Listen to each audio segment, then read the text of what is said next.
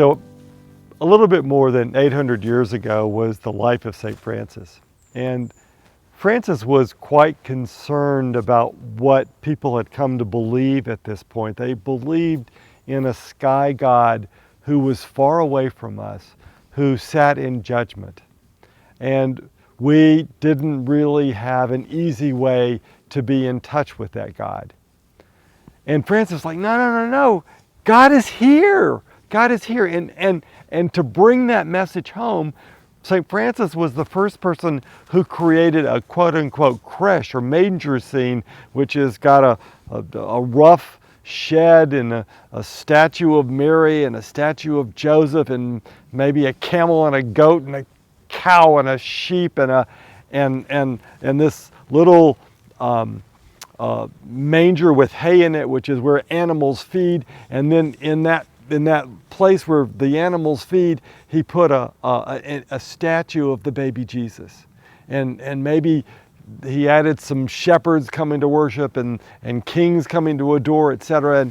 But all of that was about teaching us God is here. God's not some sky god up there judging us. God's here with us. God is here living with us. See, God is in humanity. Well, now, 800 years later, those beautiful scenes actually are, in some ways, have become a detriment. I love my mangers, but I want to approach them in a new way.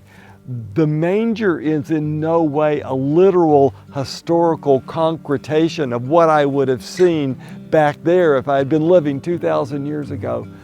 The manger is a visible expression of the fact that when we find our lives in the deepest dark, just as when nature on this planet is in the deepest dark, that's where God's greatest grace comes to our life. That's where the turnaround comes. That's where new hope and new certainty and new trust erupts.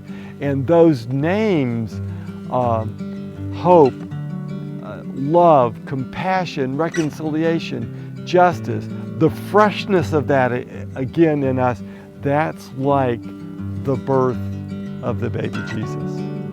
And so when I see a manger and I see some hay there and I see a small baby there, it's reminding me of the miracle of God that happens in my heart, especially when I'm in the dark times.